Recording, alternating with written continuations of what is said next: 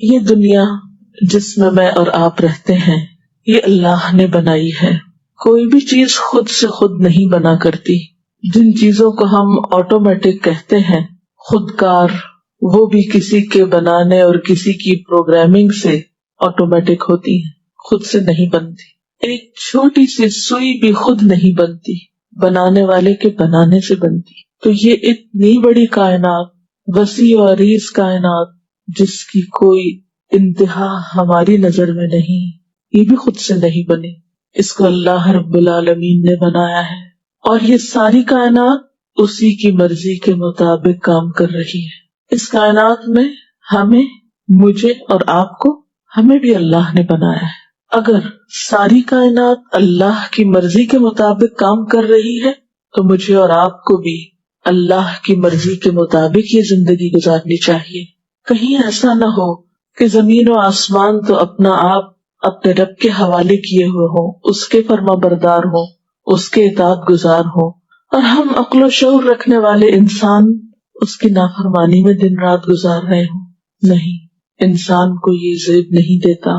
لیکن سوال یہ پیدا ہوتا ہے کہ پھر انسان اگر اپنے رب، اپنے خالق، اپنے مالک کی مرضی کے مطابق زندگی بسر کرنا چاہتا ہے تو اس کو کیا کرنا چاہیے؟ اس کو رب کی مرضی کہاں سے معلوم ہوگی؟ رب کی مرضی دو طریقوں سے معلوم ہوتی، ایک پیغمبروں کے ذریعے اور ایک کتابوں کے ذریعے.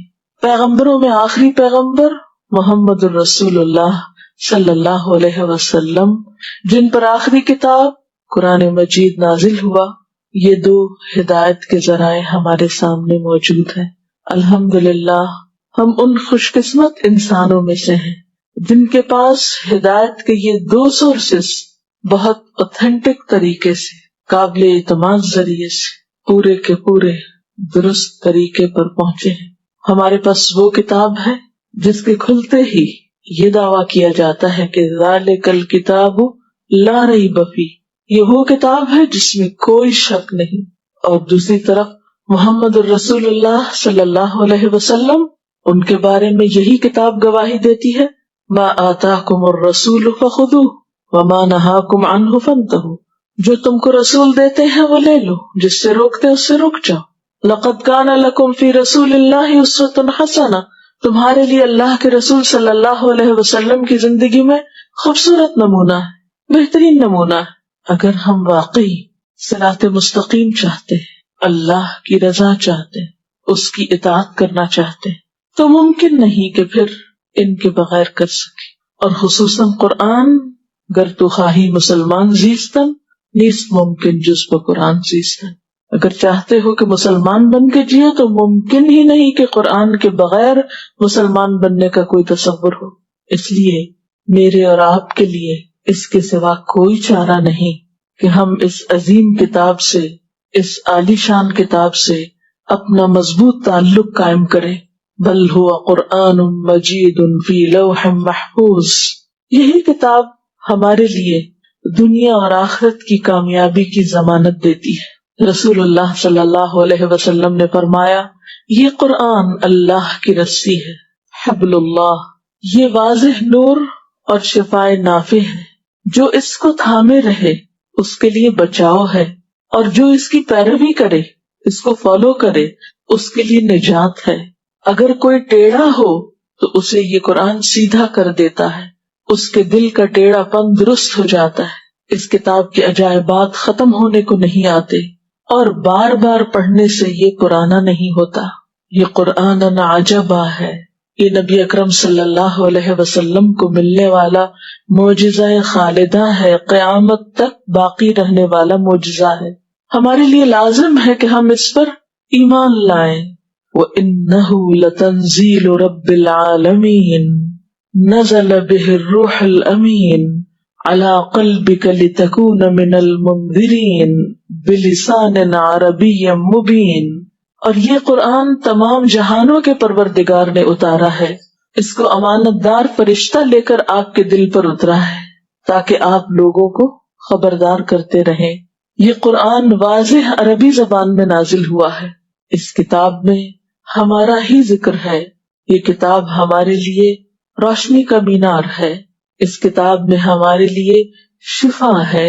یا ایھا الناس قد جاءتکم موعظۃ من ربکم وشفاء لما فی الصدور، اے لوگو تمہارے پاس تمہارے رب کی طرف سے نصیحت آ چکی ہے اور شفا ان بیماریوں کے لیے جو سینے میں ہے، سارے دکھوں کا علاج، غم کا علاج، ڈپریشن کا علاج، سب بیماریوں کا مداوا، وہدن اور ہدایت، ورحمت للمؤمنین اور ایمان لانے والوں کے لیے باعث رحمت۔ قل بفضل اللہ وبرحمتہ فبذلک فلیفرحوا ھو خیر مما یجمعون، کہہ دیجئے کہ اللہ کے فضل اور اس کی رحمت پر چاہیے کہ خوش ہو جائیں، یہ کتاب ہر اس چیز سے بہتر ہے جسے لوگ سمیٹ رہے ہیں، جسے لوگ جمع کر رہے ہیں۔ اس لیے اس کتاب کے ساتھ تعلق دنیا اور آخرت میں انسان کے لیے سکھ ہی سکھ اور امن ہی امن کا باعث ہے۔ تو پہلی چیز یہ کہ اس پر ایمان لایا جائے، دوسری بات یہ کہ پھر اس کے ساتھ ایک مضبوط تعلق قائم کیا جائے، اور وہ کیسے؟ سب سے پہلے تو اس کو پڑھ کے، اس کی تلاوت کے ذریعے، جس طرح انسان کے جسم کو غذا چاہیے ہوتی ہے، جس طرح انسان جسمانی طور پر بھوکا ہوتا ہے، اسی طرح انسان کی روح بھی بھوکی پیاسی ہوتی ہے، اور اس کی بھوک کھانے پینے سے نہیں اترتی، اس کی بھوک، اس کی طلب قرآن سے پوری ہوتی ہے۔ قرآن روح کی غذا ہے، اور جب انسان اس کی تلاوت کرتا ہے تو روح سیراب ہوتی ہے۔ آپ صلی اللہ علیہ وسلم نے حضرت ابو ذر سے کہا تھا کہ اے ابو ذر، قرآن پڑھو اور اللہ کو یاد کرتے رہو، کیونکہ اس سے تم آسمان میں یاد کیے جاؤ گے اور زمین میں وہ تمہارے لیے روشنی ہوگی۔ گویا اس کا پڑھنا روشنی کا باعث ہے، رہنمائی کا باعث ہے، پڑھنے کے لیے ضروری ہے، اور اس سے صحیح فائدہ اٹھانے کے لیے کہ اس کے پڑھنے کا حق ادا کیا جائے۔ الذین آتیناہم الکتاب یتلونہ حق تلاوتہ اولئک یؤمنون بہ، وہ لوگ جن کو ہم نے کتاب دی وہ اس کو اس طرح پڑھتے ہیں جیسے پڑھنے کا حق ہے، یہی لوگ اس پر ایمان لاتے ہیں۔ اولئک یؤمنون بہ، ایمان کا تقاضا یہ ہے کہ اس کتاب کے پڑھنے یا اس کی تلاوت کا حق ادا کیا جائے، اور حق ادا کرنے میں یہ بات آتی ہے کہ ہم جیسے اتری ہے ویسے ہی پڑھیں، درست ادائیگی کے ساتھ، اور صرف درست ادائیگی ہی نہیں بلکہ اس کتاب کی قرأت میں حسن پیدا کرتے ہوئے۔ رسول اللہ صلی اللہ علیہ وسلم نے فرمایا لیس منا من لم یتغن بالقرآن، وہ ہم میں سے نہیں جو قرآن کو خوش آوازی سے نہ پڑھے، یعنی اہتمام کے ساتھ اپنی آواز کو خوبصورت بناتے ہوئے اس کی تلاوت کرنی چاہیے۔ آپ صلی اللہ علیہ وسلم نے یہ بھی فرمایا زینوا القرآن باصواتکم، قرآن کو اپنی آوازوں سے مزین کرو، یعنی اسے خوبصورت انداز میں پڑھو۔ ایک اور جگہ پر ہے، آپ نے فرمایا قرآن کو اپنی اچھی آوازوں کے ذریعے حسین بناؤ، کیونکہ اچھی آواز قرآن کے حسن میں اضافہ کرتی ہے۔ یعنی قرآن تو ویسے ہی حسین ہے، لیکن خوبصورت آواز سے اس کو پڑھنا اسے اور حسن بخشتا ہے، اور زیادہ مؤثر ہو جاتی ہے تلاوت اور قرأت، اور پھر دل کی حالت بھی اسی اعتبار سے بدلتی ہے۔ حضرت طاؤس سے مرسلن روایت ہے، کہتے ہیں کہ آپ سے پوچھا گیا کہ کوئی شخص قرآن کو اچھی آواز سے اور اچھے طریقے سے پڑھنے والا ہے؟ آپ نے فرمایا وہ شخص کہ جب تم اسے پڑھتے ہوئے سنو تو تمہیں ایسا معلوم ہو کہ وہ اللہ سے ڈر رہا ہے۔ اچھی طرح پڑھنے میں کیا چیز آتی ہے؟ اچھا پڑھنے والا کون ہے؟ کیا صرف خوبصورت آواز سے پڑھنے والا؟ نہیں، اس کی پہچان یہ بتائی گئی کہ جب وہ پڑھ رہا ہو تو تمہیں محسوس ہو کہ وہ اللہ سے ڈر رہا ہے، کیونکہ محض گائیکی کے انداز میں پڑھنا ہی کافی نہیں، بلکہ اس کو دل لگا کر پڑھنا اور اپنی روح کو اس میں شامل کر کے پڑھنا، وہ اسے خوبصورتی دیتا ہے۔ اور جس طرح کوئی شخص دنیا میں اہتمام کے ساتھ اس کو پڑھتا ہے، قیامت کے دن ویسا ہی معاملہ اس کے ساتھ کیا جائے گا۔ حدیث پاک میں آتا ہے، نبی صلی اللہ علیہ وسلم نے فرمایا جو شخص دنیا میں قرآن سے شغف رکھتا تھا، قیامت کے دن اس سے کہا جائے گا قرآن پڑھتا جا اور بلندی کی طرف چڑھتا جا، اسی رفتار سے ٹہر ٹہر کے پڑھ جس طرح تو دنیا میں ٹہر ٹہر کے پڑھتا تھا، تیری منزل وہ آخری آیت ہوگی جہاں تک تو پڑھتا جائے گا، یعنی اتنے ہی درجے تیرے بلند ہوتے چلے جائیں گے۔ آپ صلی اللہ علیہ وسلم نے یہ بھی فرمایا، قرآن کا ماہر قرآن کے لکھنے والے معزز اور پاکیزہ فرشتوں کے ساتھ ہوگا، یعنی VIP میں شمار ہوگا، خاص اہتمام سے رکھا جائے گا۔ اور جو شخص قرآن مجید کو اٹک اٹک کے پڑھتا ہے اور مشکل سے پڑھتا ہے، اس کے لیے دگنا اجر ہے، یعنی محروم کوئی بھی نہیں۔ جس طرح دنیاوی معاملات میں ہم بہتر سے بہتر کی تلاش میں رہتے ہیں، اسی طرح قرآن پاک کے معاملے میں ہمیں بہتر سے بہتر کی تلاش میں رہنا چاہیے۔ قرآن پڑھنے کے انداز میں مسلسل خوبصورتی اور مسلسل عمدگی پیدا کرتے رہنا چاہیے۔ قرآن پاک کا گھروں میں پڑھنا گھروں کے بابرکت ہونے کی علامت ہے، یا گھر میں برکت کا ذریعہ ہے۔ آپ صلی اللہ علیہ وسلم نے فرمایا، اپنے گھروں کو قبرستان نہ بناؤ، شیطان اس گھر سے بھاگ جاتا ہے جس میں سورہ بقرہ پڑھی جاتی ہے۔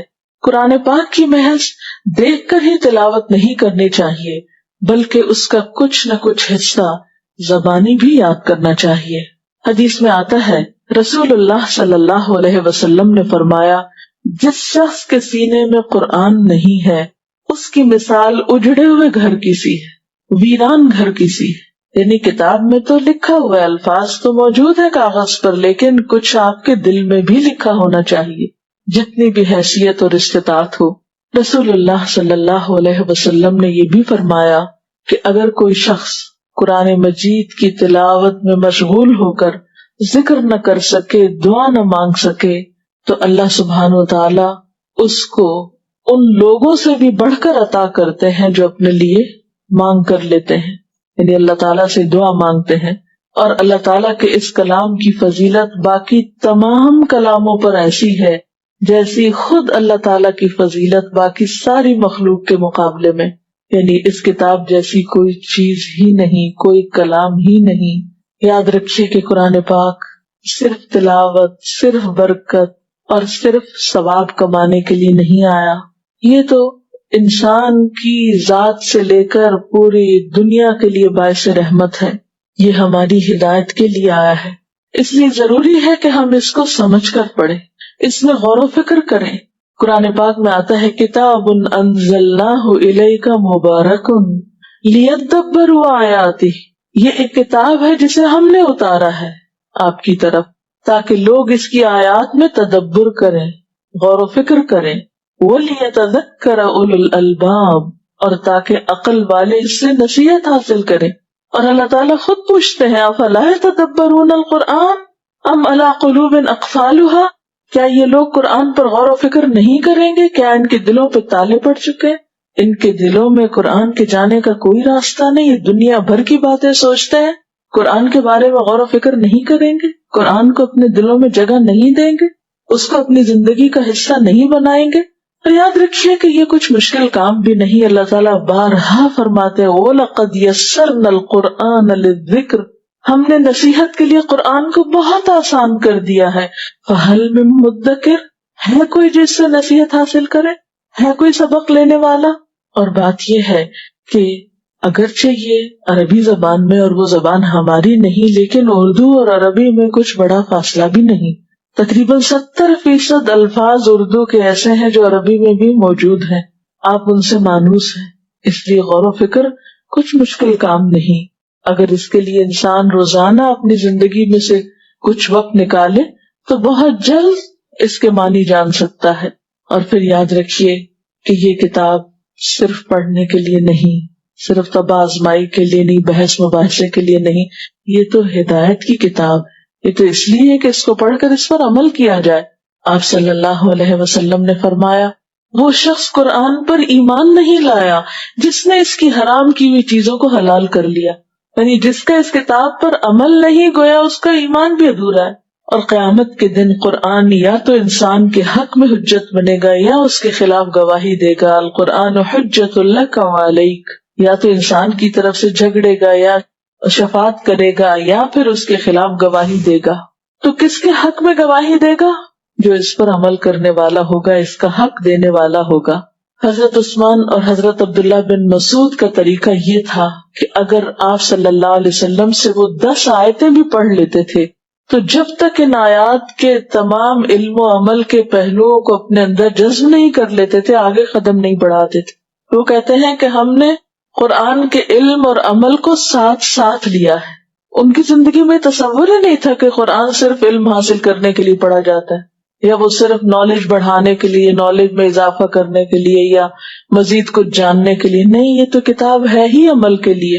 آپ صلی اللہ علیہ وسلم نے فرمایا تم میں سے کوئی شخص اس وقت تک مومن نہیں ہو سکتا جب تک اس کی خواہشات اس چیز کے تابع نہ ہو جائیں جو میں لے کر آیا ہوں. اور پھر امت مسلمہ کے فرد ہونے کی حیثیت سے ہماری ذمہ داری ہے کہ جہاں ہم اس سے خود فائدہ اٹھائیں وہاں یہ کتاب یا ایھا الناس کہہ کے پوری انسانیت کو مخاطب کرتی ہے. اس خوبصورت کتاب سے دوسروں کو بھی متعارف کرائیں. ھذا بلاغ للناس ولینذروا بہ، یہ تو سب انسانوں کے لیے پیغام ہے، یہ صرف مسلمانوں کی کتاب نہیں، یہ تو پوری انسانیت کے لیے، اور تاکہ وہ سب اس کے ذریعے خبردار کیے جائیں. اور اسی لیے آپ صلی اللہ علیہ وسلم کو خصوصی تاکید کی گئی وَأُوحِيَ إِلَيَّ هَذَا الْقُرْآنُ لِأُنذِرَكُم بِهِ وَمَن بَلَغَ، میری طرف وحی کی گئی ہے کہ میں اس قرآن کے ذریعے تم کو بھی خبردار کروں اور جس جس کو یہ پہنچے. گویا یہ کتاب ساری انسانیت کی ہدایت کے لیے ہے، اور اس کے لیے کیا ضروری ہے پھر کہ ہم اس کو سیکھنے یا سکھانے والے بن جائیں. آپ صلی اللہ علیہ وسلم نے بشارت دی ہے خیرکم من تعلم القرآن وعلمہ، تم میں بہترین ہیں وہ لوگ جو قرآن سیکھیں اور سکھائیں. قرآن ہمیں پکارتا ہے، اب بات ہمارے ذمہ ہے کہ ہم اس کی پکار پہ لبیک کہتے ہیں یا اس سے منہ موڑ لیتے ہیں. اور یاد رکھیے جو اس سے منہ موڑے گا اس کے بارے میں بھی قرآن پاک میں آتا ہے وَقَدْ آتَيْنَاكَ مِن لَّدُنَّا ذِكْرًا مَنْ أَعْرَضَ عَنْهُ فَإِنَّهُ يَحْمِلُ يَوْمَ الْقِيَامَةِ وِزْرًا خَالِدِينَ فِيهِ وَسَاءَ لَهُمْ يَوْمَ الْقِيَامَةِ حِمْلًا. ہم نے خاص اپنے ہاں سے تم کو ایک ذکر عطا کیا، جو کوئی اس سے منہ موڑے گا وہ قیامت کے روز سخت گناہ کا بوجھ اٹھائے گا، اور ایسے سب لوگ ہمیشہ اس کے وبال میں گرفتار رہیں گے اور قیامت کے دن ان کے لیے بڑا تکلیف دہ بوجھ ہوگا. ایک اور جگہ پر فرمایا من اعرض عن ذکری فإن له معیشة ضنکا ونحشره یوم القیامة اعما قال رب لم حشرتنی اعما وقد كنت بصیرا قال كذلك اتتك آیاتنا فنسیتها وكذلك اليوم تنسى. جو میرے ذکر سے منہ موڑے گا، اور ذکر سے مراد یہاں اللہ کی کتاب ہے، میں اس کے لیے دنیا کی زندگی تنگ کر دوں گا، اور قیامت کے دن ہم اس کو اندھا اٹھائیں گے. وہ پوچھے گا اے میرے رب مجھے اندھا کیوں اٹھایا گیا، میں تو دیکھنے والا تھا. اللہ تعالیٰ فرمائے گا ہاں اسی طرح ہماری آیات تیرے پاس آئی تھیں مگر تو نے انہیں بھلا دیا، لہذا اسی طرح آج تم بھلائے جا رہے ہو. جو شخص اس کتاب کو جتنی اہمیت دے گا، اس سے جتنی محبت کرے گا، اس کی جتنی قدردانی کرے گا، اس کے ساتھ جتنا وقت گزارے گا، اس سے کہیں زیادہ بڑھ کر اللہ تعالیٰ کی رحمت، نوازش اور عنایات کا مستحق ہوگا. اللہ تعالیٰ سے دعا ہے کہ وہ ہمیں اس کی قدر کرنا سکھائے. حقیقت یہ ہے کہ عزت اس کتاب کے ساتھ ہے ہم سب کی، کیونکہ یہ قرآن مجید ہے، عزت والی کتاب، عزت والا قرآن. ہم سب کے لیے لازم ہے کہ ہم اس کی عزت کریں اور اس کو اہمیت دیں اور اسے اپنی زندگی میں شامل کریں اور اس کے ساتھ ایک مضبوط تعلق رکھیں. اللہ تعالیٰ ہم سب کو اس کی توفیق عطا فرمائے. اس سلسلے میں اگر کوئی سوال ہے آپ کے ذہن میں تو آپ کر سکتے ہیں. کیا قرآن سننے کا بھی اتنا ہی ثواب ہے جتنا قرآن پڑھنے کا ہے؟ جی ہاں، قرآن پاک سننا بھی بہت اعلیٰ درجے کی نیکی ہے، کیونکہ قرآن پاک میں قرآن پاک کو سننے کے بارے میں بہت تاکید ملتی ہے. اور قیامت کے دن دوزخ میں جانے والے لوگ حسرت سے کہیں گے لو کننا نسمع او نعقل ما کننا فی اصحاب السعیر، کاش ہم سنتے یا سمجھتے تو آج ہم دوزخ میں جانے والوں میں نہ ہوتے. تو سننا بھی بہت ضروری ہے اور بہت باعث اجر ہے. قرآن حکیم اللہ رب العزت کی کتاب ہے، اس کا کلام ہے. یہ کوئی معمولی کلام نہیں ہے، یہ کلام اس ہستی کا ہے جس نے یہ کائنات بنائی، جو خالق ہے، جو مالک ہے، جو ہم سب کا رازق ہے، جس نے ہم سب کو ہدایت دی۔ یہ کلام دنیا کے ہر کلام سے عظیم تر ہے، اور اس کا اندازہ آپ کو اس سے بھی ہو سکتا ہے کہ اس کلام کے ساتھ ہر طرح کی عظمتیں وابستہ ہیں۔ جو فرشتے یعنی جبریل امین اس کو لے کر آئے وہ ملائکہ کے سردار ہیں۔ جس امت پر یہ کتاب نازل ہوئی اسے خیر امت قرار دیا گیا۔ جس رات میں یہ کتاب اتری لیلۃ القدر کی رات، اسے 1000 مہینوں سے بہتر رات قرار دیا گیا۔ جس شہر میں یہ کتاب نازل ہوئی مکہ، اسے ام القری بستیوں کی ماں کہا گیا۔ اور جس مہینے میں یہ کتاب نازل ہوئی رمضان المبارک کا مہینہ، وہ تمام مہینوں سے افضل قرار پایا۔ لہذا قرآن پاک اور رمضان کا ایک خاص تعلق ہے۔ اللہ رب العزت فرماتے ہیں شہر رمضان الذی انزل فیہ القرآن، رمضان وہ مہینہ ہے جس میں قرآن نازل کیا گیا، ہدی للناس جو لوگوں کی ہدایت کے لیے ہے، وبینات من الہدی والفرقان اور اس کتاب میں ہدایت اور فرقان کی روشن نشانیاں ہیں، یعنی ایسی تعلیمات پر مشتمل ہے کہ جو راہ راست دکھانے والی اور حق و باطل کا فرق کھول کر رکھ دینے والی ہیں۔ اس لیے یہ بات ضروری معلوم ہوتی ہے کہ روزے اور قرآن کا تعلق صحیح طور پر واضح کیا جائے، اور اس مہینے میں قرآن پاک کے ساتھ خصوصی تعلق قائم کیا جائے۔ اللہ سبحانہ وتعالی اس کتاب کے بارے میں یہ بھی فرماتے ہیں قل بفضل اللہ وبرحمتہ فبذلک فلیفرحوا هو خیر مما یجمعون، آپ کہہ دیجئے کہ یہ اللہ کا فضل اور اس کی مہربانی ہے کہ یہ چیز اس نے بھیجی، اس پر تو لوگوں کو خوشی منانی چاہیے، یہ ان سب چیزوں سے بہتر ہے جنہیں لوگ سمیٹ رہے ہیں۔ گویا یہ کتاب ہر اس نعمت سے، ہر اس دولت سے بڑی دولت ہے جو لوگ سمیٹتے ہیں یا جن چیزوں کا شوق لوگ رکھتے ہیں۔ اور یہ بات کس کی کہی ہوئی ہے؟ اللہ رب العزت کی۔ یہ مہینہ چونکہ نزول قرآن کا مہینہ ہے، اس لیے ہم سب کو بھی چاہیے کہ اس مہینے میں زیادہ سے زیادہ قرآن حکیم کے ساتھ تعلق پیدا کریں۔ ہم دیکھتے ہیں کہ نبی اکرم صلی اللہ علیہ وسلم جن پر یہ قرآن پاک نازل ہوا، وہ بھی اس مہینے میں قرآن پاک کے ساتھ ایک خصوصی تعلق رکھتے تھے۔ ابن عباس کا بیان ہے کہ رسول اللہ صلی اللہ علیہ وسلم سب سے زیادہ سخی تھے، اور رمضان میں جب آپ کو حضرت جبریل علیہ السلام آ کر ملتے تو آپ بہت زیادہ سخاوت کرنے والے تھے، اور جبریل علیہ السلام رمضان کی ہر رات میں آپ سے ملتے تھے اور آپ سے قرآن کا دور کرتے تھے۔ بس یقیناً رسول اللہ صلی اللہ علیہ وسلم سے جب جبریل علیہ السلام ملتے تو آپ تیز ہوا سے بھی زیادہ سخاوت فرماتے تھے۔ اس حدیث کو بخاری اور مسلم نے روایت کیا ہے۔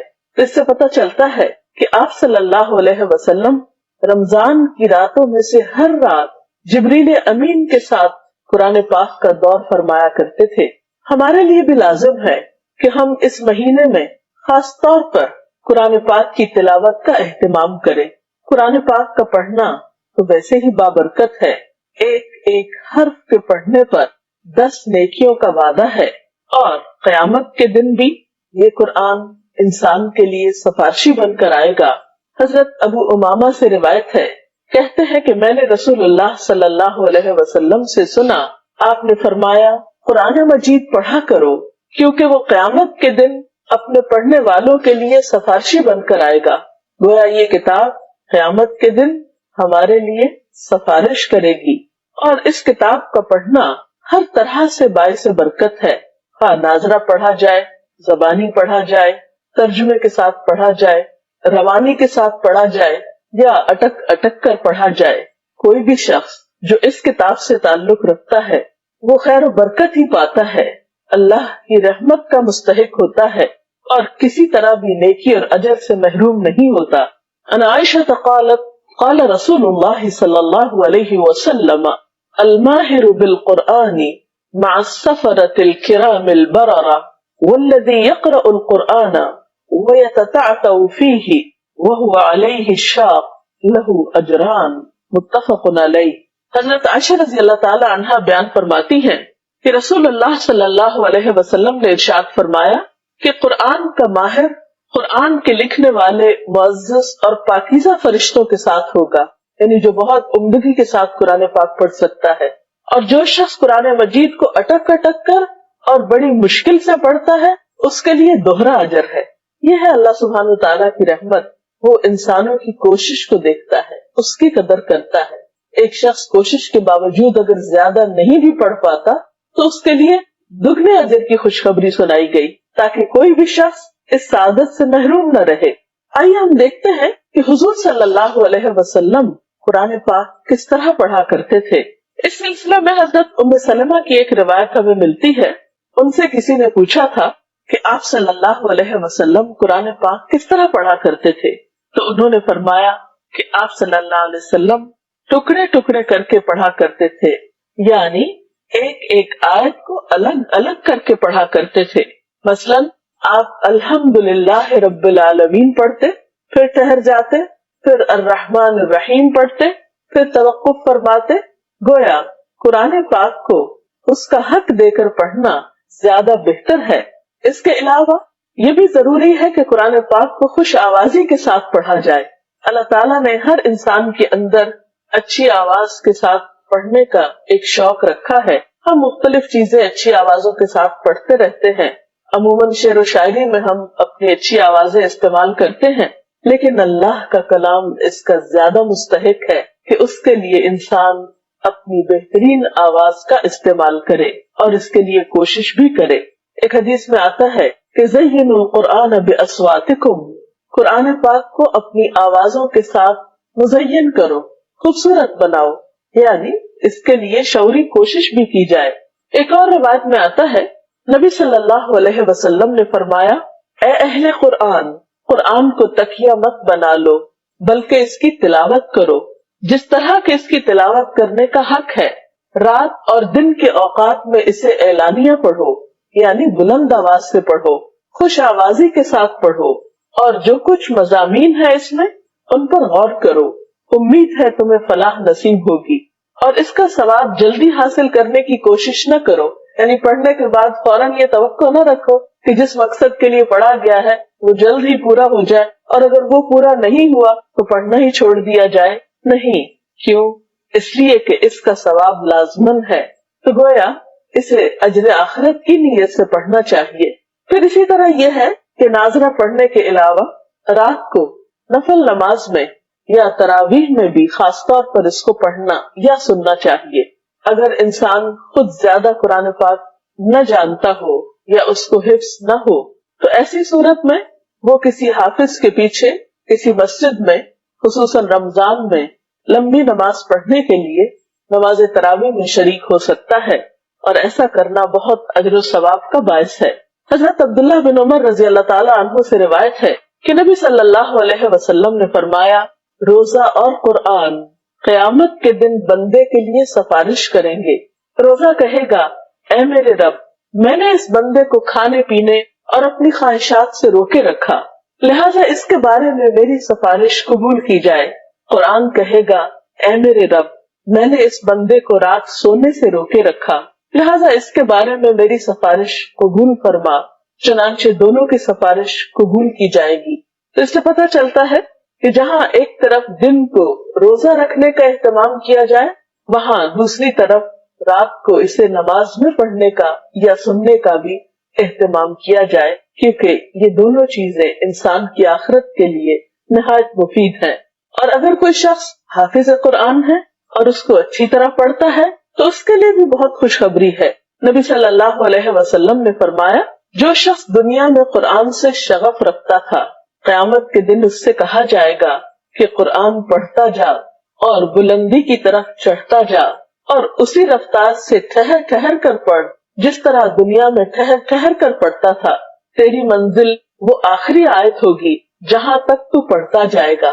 ظاہر ہے کہ یہ سعادت وہاں پر اسی کو نصیب ہوگی جو زبانی قرآن پاک پڑھ سکتا ہو اور پھر اس کا حق بھی ادا کرتا ہو۔ اگر آپ زیادہ یاد نہیں بھی کر سکتے، مکمل طور پر یا پورا قرآن حفظ نہیں کر سکتے، تو بھی آپ کوشش نہ چھوڑیے، جتنا حصہ بھی ممکن ہو یاد کیجیے۔ چھوٹی صورتوں کے علاوہ فضیلت والی لمبی صورتیں بھی اگر کوشش کی جائے تو یاد کی جا سکتی ہیں.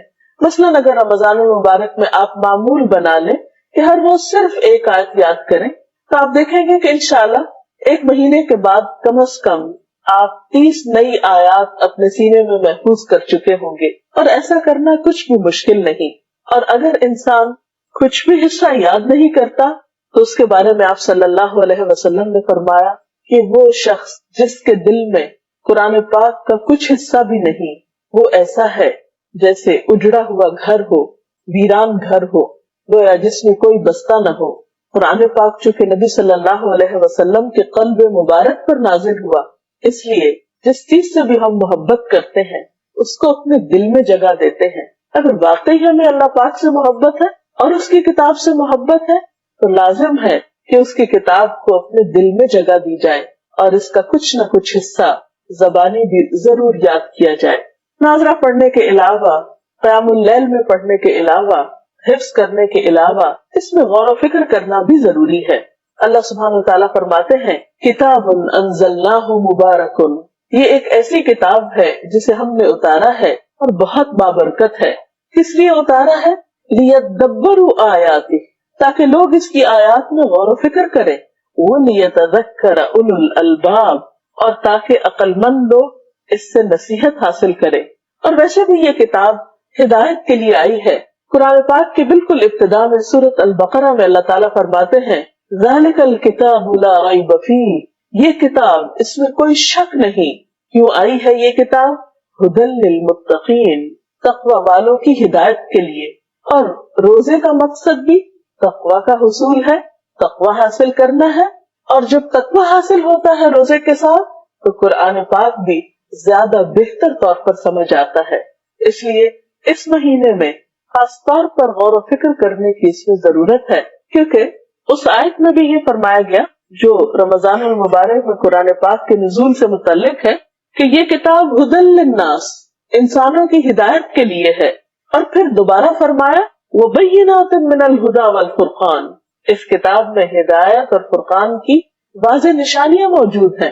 جو شخص اس کتاب کے ساتھ جس نیت اور جس غرض سے تعلق قائم کرے گا وہ اس کو حاصل ہوگی. لہذا اگر کوئی شخص اس سے ہدایت حاصل کرنا چاہتا ہے، نصیحت حاصل کرنا چاہتا ہے تو یہ کتاب اس کی یہ غرض بھی پوری کرتی ہے. اور ویسے بھی یہ کتاب تو ہے ہی ہدایت کے لیے. اور اس کے لیے ہم دیکھتے ہیں کہ جو شخص لوگوں کو اس کی تعلیم دے، اس کو سکھائے. حضرت عثمان رضی اللہ تعالیٰ عنہ سے روایت ہے قال رسول اللہ صلی اللہ علیہ وسلم، آپ صلی اللہ علیہ وسلم نے فرمایا خیرکم من تعلم القرآن وعلمہ، تم میں بہترین ہے وہ لوگ جو قرآن کی تعلیم حاصل کریں اور دوسروں کو اس کی تعلیم دیں، خود سیکھیں اور دوسروں کو سکھائیں. تو گویا اللہ تعالیٰ کی نظر میں یہ ایک بہترین عمل ہے، اللہ تعالیٰ کے قرب حاصل کرنے کا ذریعہ ہے کہ انسان اللہ کی کتاب کی خدمت کرے، اسے سیکھے اور سکھائے. آپ صلی اللہ علیہ وسلم نے یہ بھی فرمایا کہ حسد جائز نہیں مگر دو لوگوں پر، ایک وہ شخص جسے اللہ تعالیٰ نے قرآن کا علم دیا ہو اور وہ شب و روز اس کو لیے کھڑا ہو، یعنی اس کو نماز میں بھی پڑھے اور اسے سکھانے کے لیے بھی کھڑا ہو. اور دوسرا وہ شخص جسے اللہ نے مال دیا ہو اور وہ اسے شب و روز اللہ کی راہ میں خرچ کر رہا ہو. لہذا ہم سب کے لیے ضروری ہے کہ ہم اس مہینے میں خاص طور پر اس کتاب کے ساتھ تعلق قائم کریں، اور انشاءاللہ ایک دفعہ جب اس کے ساتھ تعلق قائم ہوگا تو آئندہ بھی سال بھر کسی نہ کسی طرح تعلق قائم رہے گا. رمضان ایک ایسا موقع ہے کہ جس میں ہم آسانی کے ساتھ اللہ تعالیٰ کی کتاب کے ساتھ اپنا تعلق قائم کر سکتے ہیں. پوری ایک فضا ہمارے لیے تیار ہو جاتی ہے جس میں یہ کام آسان ہو جاتے ہیں. اور ویسے بھی جس کے ساتھ ایک تعلق ہو اس کے ساتھ کمیونیکیشن تو ضروری ہے. اللہ تعالیٰ کے ساتھ بہترین تعلق اسی وقت قائم ہو سکتا ہے جب ہم اس کے کلام کو سمجھنے والے ہوں، سننے والے ہوں، اس کو اپنی زندگی میں جاری و ساری کرنے والے ہوں. کیونکہ کمیونیکیشن کے بغیر تو کوئی تعلق نہیں ہوا کرتا. یہ کیسے ہو سکتا ہے کہ اللہ کی کتاب کو پڑھیں بھی نہیں، اس کے قریب بھی نہ جائیں، اس کو سمجھے بھی نہیں، اسے سیکھیں بھی نہیں، اسے سکھائیں بھی نہیں، اسے یاد بھی نہیں کریں اور پھر اللہ کی محبت کا دعویٰ بھی کریں، ایسا ممکن نہیں۔ لہذا دعا ہے کہ اللہ تعالیٰ ہمیں اس کا حق ادا کرنے کی توفیق عطا فرمائے۔ اس سلسلے میں اگر آپ کے پاس کچھ سوالات ہو تو آپ کر سکتے ہیں۔ میرا سوال ہے کہ کیا روزانہ سے تلاوت کر لینا معنی کے بغیر کافی ہے قرآن پاک کی؟ بات یہ ہے کہ قرآن پاک کو جتنا بھی پڑھا جائے گا ثواب تو بہرحال ہوگا، لیکن جیسا کہ ابھی ذکر ہوا کہ یہ کتاب صرف ثواب حاصل کرنے کا ذریعہ نہیں، یہ تو انسانیت کی رہنمائی کے لیے آئی تھی، راہ دکھانے کے لیے آئی تھی، یہ تو کتاب ہدایت ہے۔ ذالک الکتاب لا ریب فیہ ھدی للمتقین۔ تو ہدایت اس کتاب سے اسی وقت حاصل ہو سکتی ہے جب اس کو سمجھ کر پڑھا جائے یا اس کے اندر غور و فکر کیا جائے۔ اس لیے کوشش یہ کرنی چاہیے کہ تلاوت کے علاوہ، ناظرہ پڑھنے کے علاوہ کچھ نہ کچھ حصہ ترجمے کے ساتھ ضرور پڑھا جائے یا سننے کا کچھ اہتمام کیا جائے۔ جتنا ہم اس میں غور و فکر زیادہ کریں گے اتنا اجر و ثواب بڑھتا چلا جائے گا۔ جی آپ؟ کچھ لوگ مصروفیت کی باعث قرآن پاک نہیں پڑھ پاتے تو وہ کیا کریں؟ ایسے لوگ اگر پہلے سے قرآن پاک کا کچھ حصہ انہیں زبانی یاد ہے تو اس کو بھی چلتے پھرتے دہرا سکتے ہیں، اپنے کام کاج کے دوران بھی پڑھ سکتے ہیں۔ یا پھر یہ ہے کہ اگر وہ پڑھنے کے قابل نہیں، مثلاً بہت بوڑھے بزرگ ہیں، نگاہ بہت کمزور ہے، زیادہ بیٹھ نہیں سکتے، زیادہ دیر پڑھ نہیں سکتے، تھک جاتے ہیں جلدی، تو ایسی صورت میں الحمدللہ آج کل ہر جگہ پر کیسٹ پلیئرز موجود ہیں اور مختلف قراء کی خوبصورت آوازوں میں قرآن پاک کی تلاوت کی کیسٹس بھی دستیاب ہیں۔ تو ایسی صورت میں وہ لوگ کیسٹ کے ذریعے بھی سن سکتے ہیں اور سننے کا بھی اجر و ثواب ہے۔ ہر شخص اپنی اپنی سہولت کے مطابق کچھ نہ کچھ وقت ضرور اس کے لیے نکال سکتا ہے، مثلاً رات کو سونے سے پہلے، کیونکہ سونا تو ہر شخص کو ہوتا ہے۔ اگر اس وقت بھی آپ بہت تھکے ہوئے ہیں اور نہیں پڑھ سکتے تو آپ کھانے کے دوران بھی کیسٹ پلیئر آن کر کے آپ ساتھ ساتھ سن بھی سکتے ہیں اور کھانا بھی کھا سکتے ہیں، کیونکہ یا سحری کے وقت آپ بیٹھیں گے یا افطار کے وقت۔ لیکن یہ کوشش ضرور رہے اور شعوری کوشش رہے کہ کسی نہ کسی طرح اللہ کی کتاب کے ساتھ کچھ تعلق ضرور قائم کرنا ہے، اور آپ دیکھیں گے کہ جتنا آپ کا اس کتاب کے ساتھ تعلق ہوگا اتنا ہی آپ کے دل کو سکون ہوگا، آپ پرسکون ہوں گے تو آپ کے کام زیادہ بہتر طریقے سے ہو سکیں گے۔ آپ سفر کے دوران مثلاً اگر آپ خود ڈرائیو کر رہے ہیں یا کسی گاڑی میں بیٹھے ہوئے ہیں یا آپ پیدل چل رہے ہیں تو واک مین کے ذریعے یا کسی بھی طریقے سے آپ اس کو پڑھ سکتے ہیں، یا اپنے کام کاج کے وقفوں کے دوران، مثال کے طور پر اگر آپ قرآن پاک کا ایک چھوٹا نسخہ اپنے پاس محفوظ رکھتے ہیں اور جو آپ کو وقت ملتا ہے تو ان بٹوین آپ تھوڑا سا کھول کر کچھ نہ کچھ پڑھ سکتے ہیں۔ ضروری نہیں کہ آپ پورا سپارہ پڑھیں یا آدھا سپارہ پڑھیں، آپ اگر چند آیات بھی تلاوت کریں تو اس سے بھی آپ بہت بہتر محسوس کریں گے۔ اس کو ایک ریمیڈی کے طور پر بھی آپ لیں۔ آج کے دور میں ہر شخص پریشان ہے، دکھی ہے، قرآن پاک باعث رحمت ہے، شفاء لما فی الصدور ہے، سینے کی بیماریوں کا علاج ہے، دل کے اندر اٹھنے والے غم اور دکھوں اور پریشانیوں کے لیے ایک مرہم کی حیثیت رکھتا ہے۔ اس لیے کچھ نہ کچھ حصہ ہر صورت میں پڑھنے کی کوشش کریں۔ ہمارے یہاں مساجد میں رمضان کی آخری 3 راتوں میں اسپیشل پروگرام منعقد کیا جاتا ہے جسے محفل شبیلہ کہتے ہیں، تو کیا ایسی محفلیں منعقد کرنا درست ہے؟ اصل میں وہ اس لیے کی جاتی ہے کہ جو لوگ زیادہ وقت نہیں نکال سکے وہ کم از کم آخری کچھ راتوں میں اس سے فائدہ اٹھا سکیں۔ لیکن اس سلسلے میں ایک بات یاد رہنی چاہیے کہ حضور صلی اللہ علیہ وسلم نے فرمایا کہ لم یفقہ من قرأ القرآن فی اقل من 3، کہ اس شخص نے قرآن کو سمجھا نہیں جس نے اسے 3 شب و روز سے کم میں پڑھا۔ یعنی قرآن پاک کو بہت جلدی نہیں پڑھنا چاہیے اور بہت جلدی ختم نہیں کر دینا چاہیے، اس کو پڑھنے کے ساتھ کچھ نہ کچھ سمجھنا بھی ضرور چاہیے۔ اس لیے زیادہ مناسب یہ ہے کہ ہر رات تھوڑا وقت اس کے لیے نکالا جائے۔ اجازت دیجیے، اللہ حافظ۔